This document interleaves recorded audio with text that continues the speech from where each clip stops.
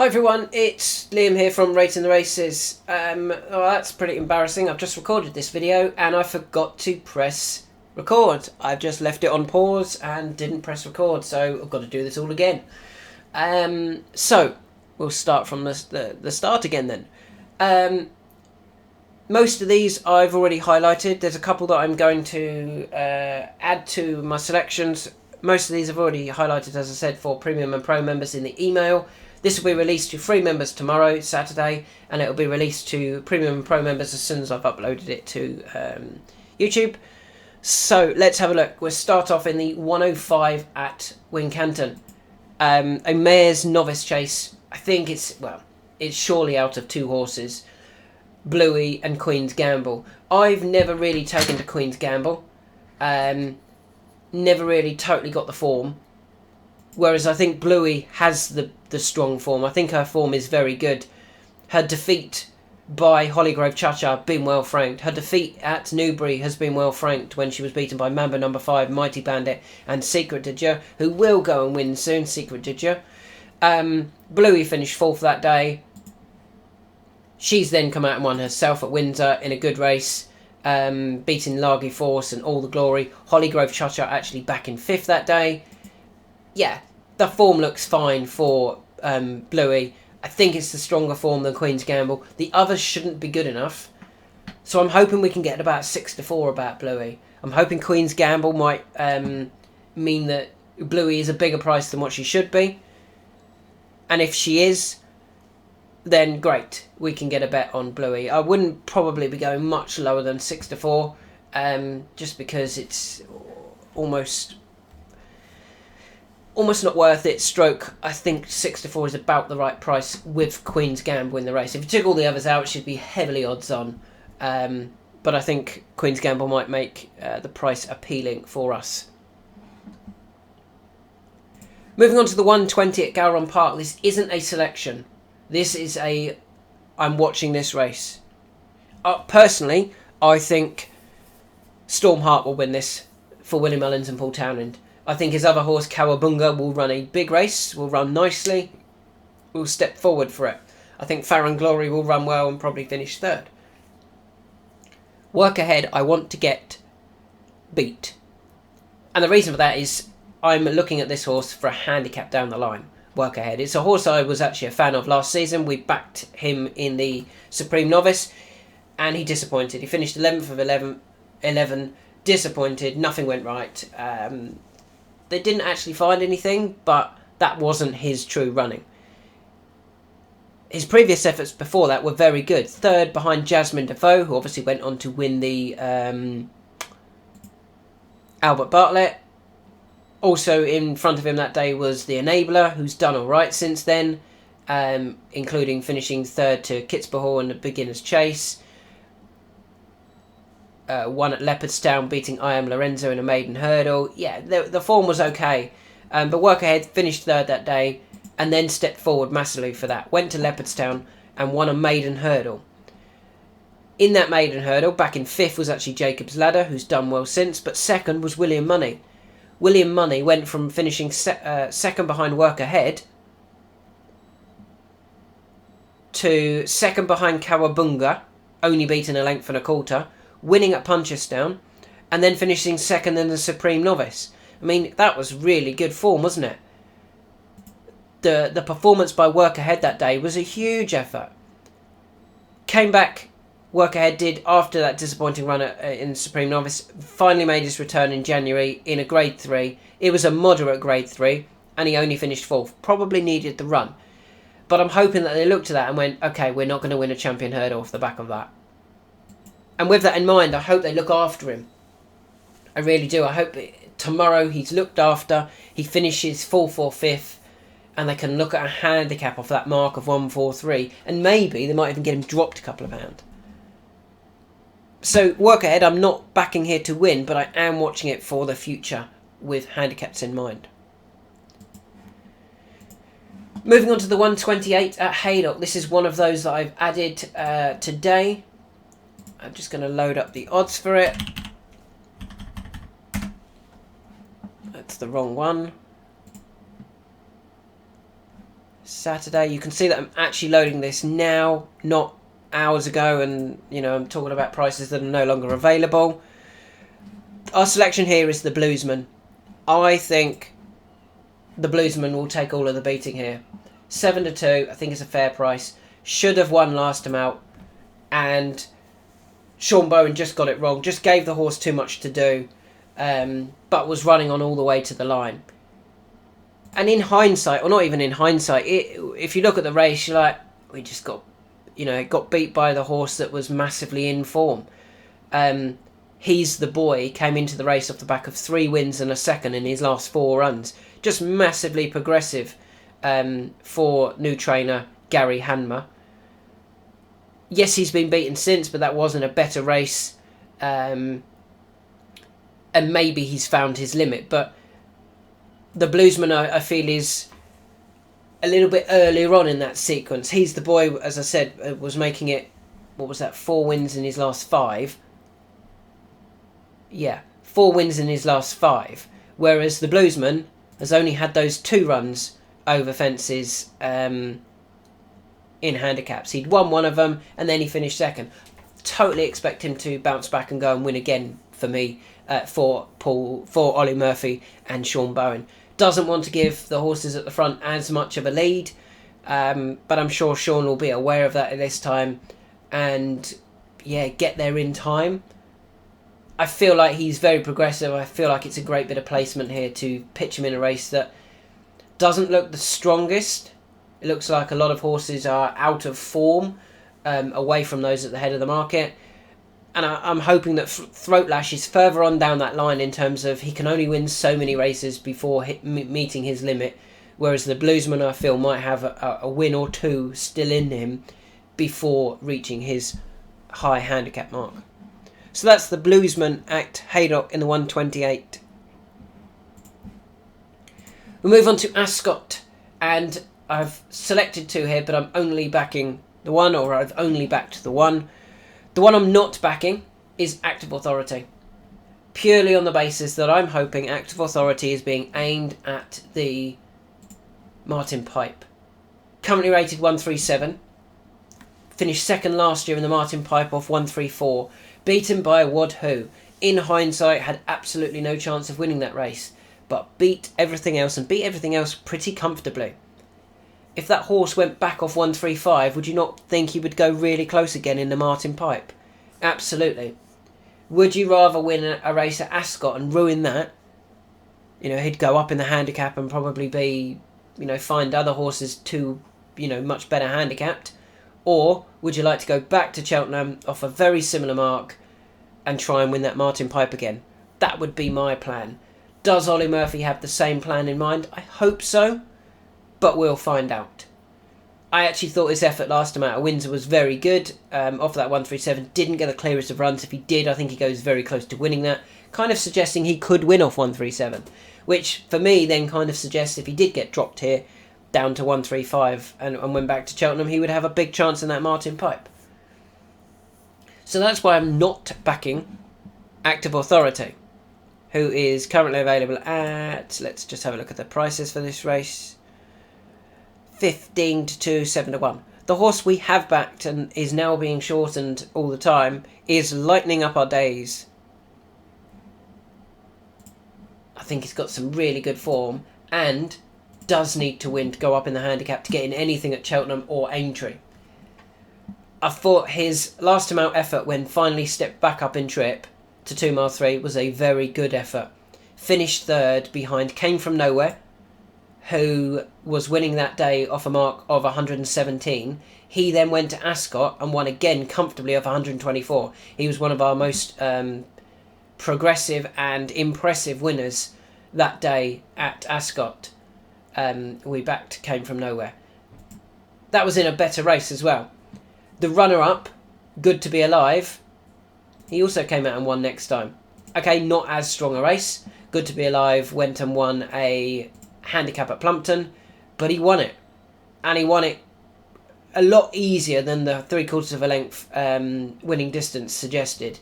It wasn't the worst race, it was a class 3. But Good to Be Alive won that off a £2 high mark. He's now rated 130, so he's up £6. The winner is up. What's the winner up? 15 and 6. Our selection is up just 2. And that was Lightening Up Our Days' first run for 11 months. Only had the 56-day break this time. This is the right trip for him, 2 mile 3. He's only been tried over further than 2 mile twice. That very good effort at Hereford last time out. And when finishing second to Wendigo in a introductory hurdle. In hindsight, he had no chance of beating Wendigo. Wendigo, what is he rated? 143 rated hurdler, 147 rated chaser. Lightening Up Our Days just wanted this trip. He finally gets this trip in a handicap. Hopefully, he steps forward and improves for his return, which was actually a very, very good return. If he does, I think he's going to go very close here. And you can see he is being backed from what he was yesterday. You can still comfortably get 6-1 about him. We move to Ascot. No, we don't. We stay at Ascot for the 3 o'clock. Joyo Machan. Joyo Machan over this 3 mile trip. It didn't quite work last time. Well, it didn't work last time, did it? When he fell in the Great Yorkshire Chase at Doncaster. I think he was going to win that day under a different ride from Tristan Durrell. I think he was going to win. Back again off 133. Why would you take him on? We liked him at Doncaster. We like him again here. Hopefully Tristan can make sure he doesn't fall this time. If he doesn't, I don't see any reason why he doesn't go very, very close here. He is priced accordingly. 7-2 favourite. I think that's fair. I think he's the best handicapped, and I think he's potentially one that can go on to bigger and better things. Some of his efforts last season, second to Outer Belly at Ascot, which is obviously good that he's been to Ascot before and ran well. Second to Red Risk in a handicap at Uttoxeter, a good handicap as well. It was 52 grand for the winner that day. I don't see any reason why he doesn't run another big race in a race worth decent prize money. I think he was going to last time. Interestingly, I think he was probably going to win that day in a race that was actually worth money. I think they know they've got a horse. They just need to get it right, and they just need to jump round safely here, and I think he wins, personally. So that is Joyo Machan for the Skeltons. We then go to Haydock for the 3:15 for another Skelton horse. This one to be ridden by Harry Skelton. This is the one that I think Harry's gone to ride at Haydock. This is the one that he wants to ride, that he thinks can win a race for him. So I think Tristan can win the feature handicap at Ascot. I think Harry can win the feature handicap at Haydock. If we have a look at the prices, we can see Deafening Silence is available at 7-2. I think that's fair.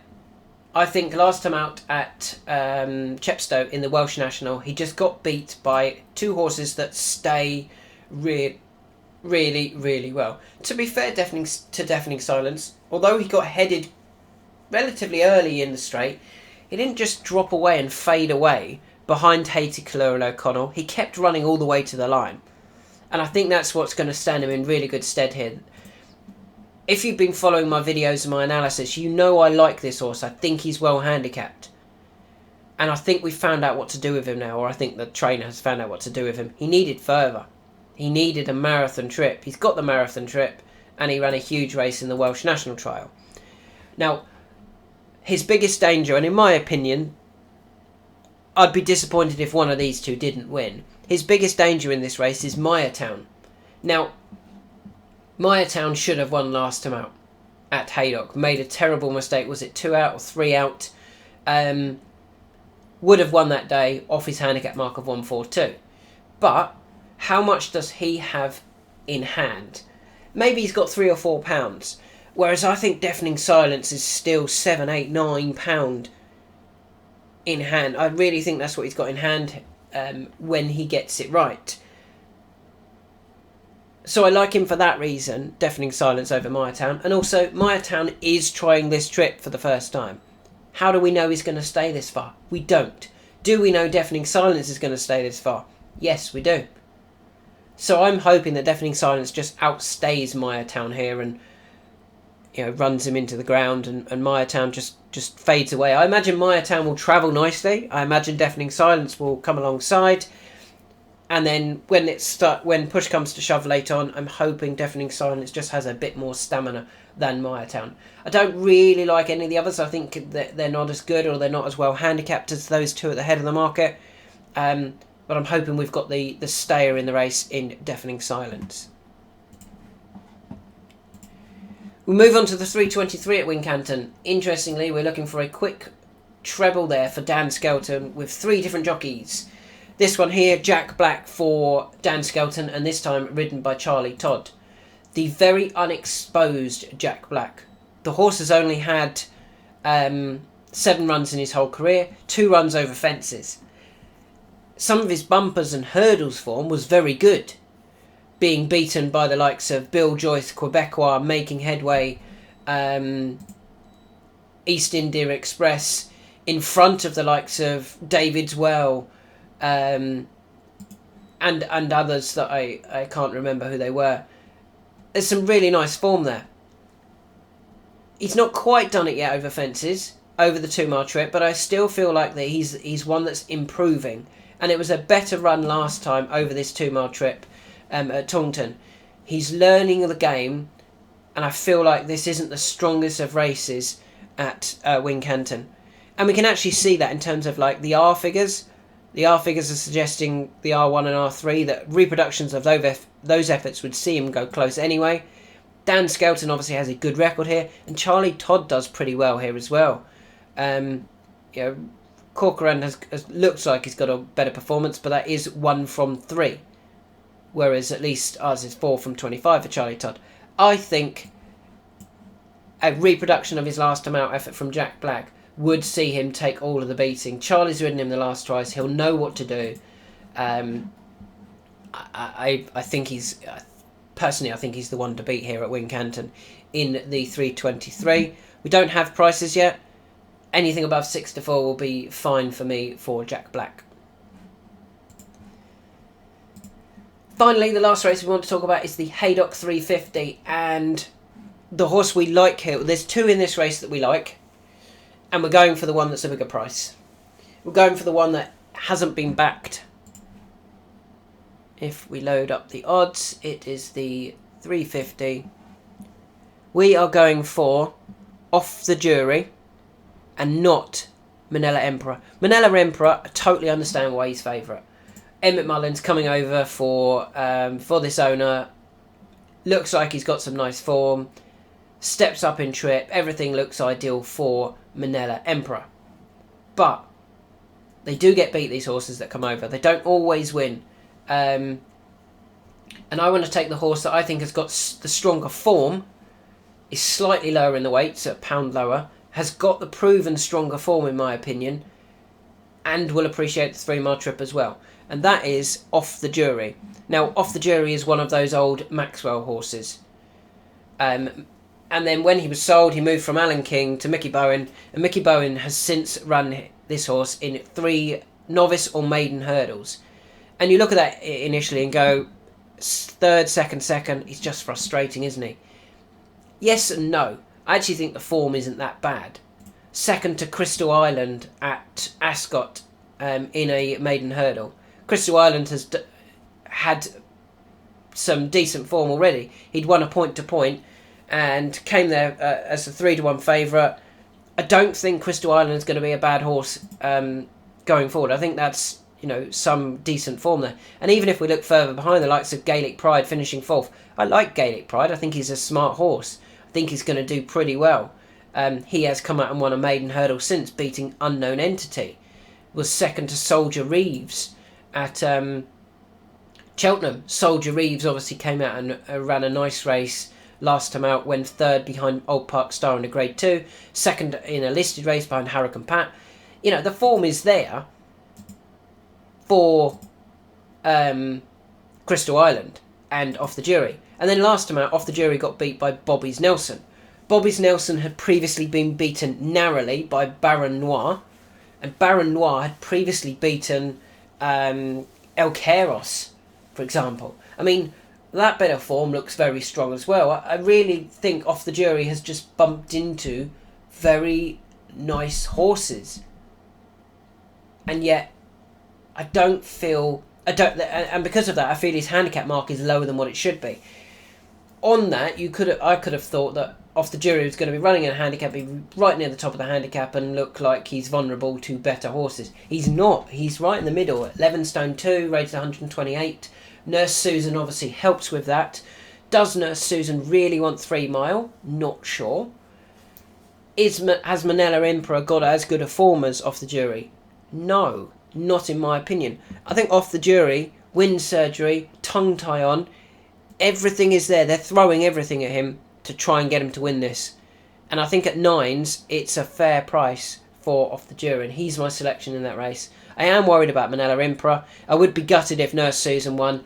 I don't know why they would go and win a 13 grand race with her. Go up in the handicap again and put her chance of winning any sort of handicap at the Cheltenham Festival in doubt. She's not going to win a mare's hurdle, Nurse Susan. So why would you want to go and win this race? Doesn't make sense to me. Surely the owners know that. They've plotted horses before, including Nurse Susan, including Langer Dan, 4 other races. Surely they're not going to mess up Nurse Susan by winning this. So that's why she's not in our selections. Manila Emperor, I don't think that form is as strong, but Off the Jury I think is right in the middle. I do like his form. I don't think he's got the right handicap mark. So they are my selections. One other race I want to very quickly talk about is the 335, the terrible Grade 1, featuring a 10-year-old, an 11-year-old, a 12-year-old, and I think they're the front 3 in the market. That should never be a Grade 1. It's none of those 3 that actually interest me in that race. The horse that interests me is Cheltenham for Dan Skelton. He's not there to win, obviously. He's 150 to 1 or something ridiculous. He's fallen on his last 2 runs. He's there to get round and drop in the handicap. And why does he want to drop in the handicap? Well, if you dropped him, say, down to 132, he would be very, very well handicapped. Some of his recent runs, or some of his recent wins, he won a Greatwood Gold Cup in March, could be where they're going back for, off 130. If he turned back up off 132, £2 higher, would you think he had a chance? Yes. What if I then told you the horse he beat that day was Can Do Kid, who went back to Newbury and won the Coral Gold Cup? Yeah, it was that strong, that bit of form. Cheltenham, after winning that race, then went back to Newbury for another handicap chase in late March and won again off 136, beating Sir Psycho and Gunsight Ridge. Yeah, very good form. So he's got the Newbury form, he wins off the rights Tour de Mark. We just need him to drop a couple of pounds so that they could potentially win them both again. Yeah, I don't want to have a bet in the race. I don't actually know who's going to win it. Does John Bond stay that far? Probably. But I just want to see Cheltenham get round, get dropped a couple of pounds in the handicap, and then go back for that Greatwood Gold Cup at Newbury. So yeah, they're my selections. If I was going to be doing my naps tomorrow, which I will do, the Bluesman will have to be in there. Let's put him as my next best at the moment. Lightening Up Our Days would have to be in there as well. Ajoya Mashan, I think, is my nap. Deafening Silence is actually going to be my next best. I do like Jack Black. That's a nothing one. So, my selections for the nap competition are going to be Joya Mashan is going to be my nap. The Bluesman is going to be my next best. And Lightening Up Our Days is going to be my 3rd best. They'll be my 3 for the nap competition tomorrow. Hope you can get involved. Hope you enjoy these videos. And best of luck for the weekend.